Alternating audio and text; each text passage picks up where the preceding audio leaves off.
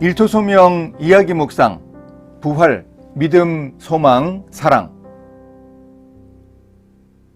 예수님이 십자가에서 죽임당한 후 부활하셨습니다. 사도 바울이 선언합니다. 사망아, 너의 승리가 어디 있느냐? 사망아, 내가 쏘는 것이 어디 있느냐? 사망이 쏘는 것은 죄요, 죄의 권능은 율법이라. 우리 주 예수 그리스도로 말미암아 우리에게 승리를 주시는 하나님께 감사하노니. 이 부활의 사실과 그 선언이 오늘 우리에게 어떤 의미가 있을지 믿음, 소망, 사랑의 관점으로 생각해 보겠습니다. 요한복음에서 묘사하는 도마는 적극적인 성격의 소유자였습니다. 하지만 쉽게 믿는 사람은 아니었습니다.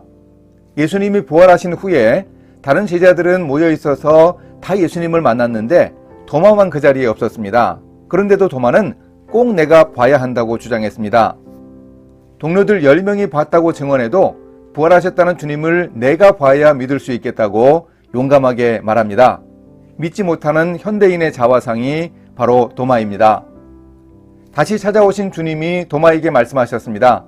내 손가락을 이리 내밀어 내 손을 보고 내 손을 내밀어 내 옆구리에 넣어보라. 그리하여 믿음 없는 자가 되지 말고 믿는 자가 되라. 예수님의 손에 남은 못자국을 보고 도마는 고백했습니다. 나의 주님이시요 나의 하나님이시니이다.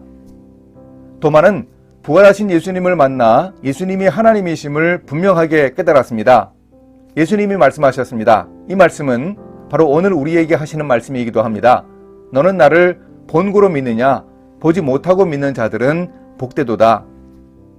우리의 믿음이 부활해야 합니다. 하나님의 능력으로 죽음의 권세를 깨뜨리고 부활하신 하나님의 아들 예수 그리스도에 대한 믿음을 가져야 합니다.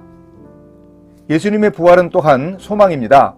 바울은 빌립보 교회 성도들에게 편지를 보내면서 이렇게 말합니다.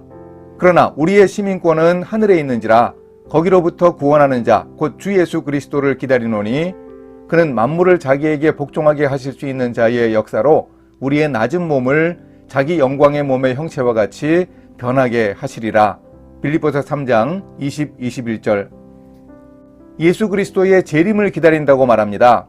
빌립보 교인들에게 바울이 우리는 하늘의 시민이라고 한 말은 강조점이 분명합니다.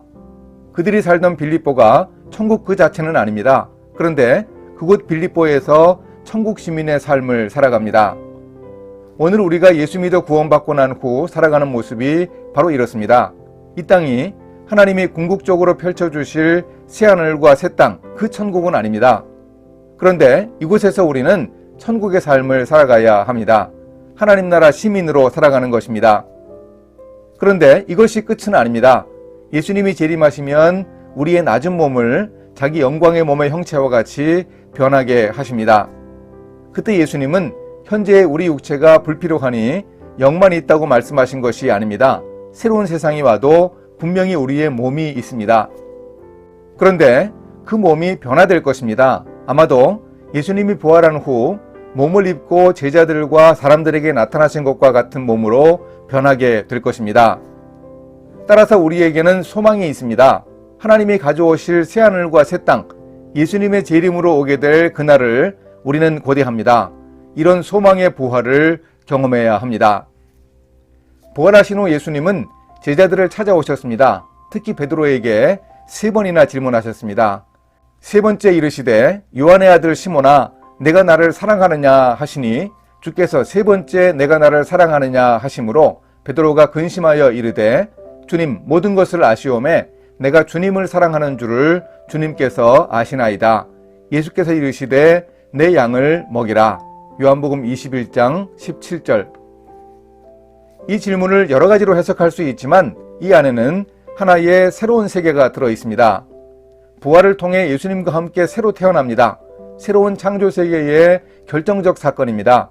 그것을 가능하게 한 것이 바로 사랑입니다. 베드로가 예수님께 이런 사랑을 받았습니다. 그런데 베드로는 예수님을 배신하지 않았습니까? 거짓말했습니다. 장담하고는 나몰라라 도망갔습니다. 희망이 없어 보였습니다. 그러나 주님이 찾아와서 질문하셨습니다.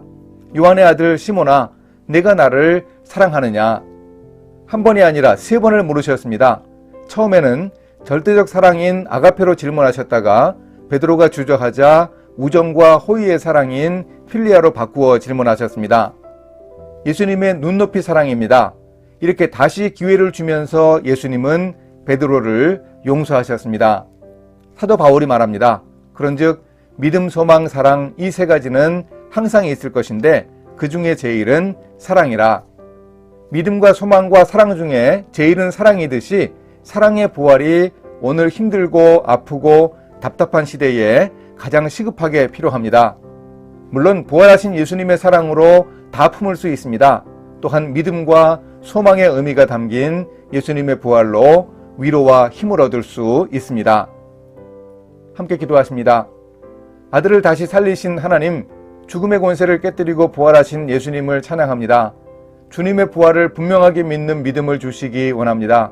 이제 다시 오실 주님이 이루실 소망의 부활을 기다리게 인도해 주소서.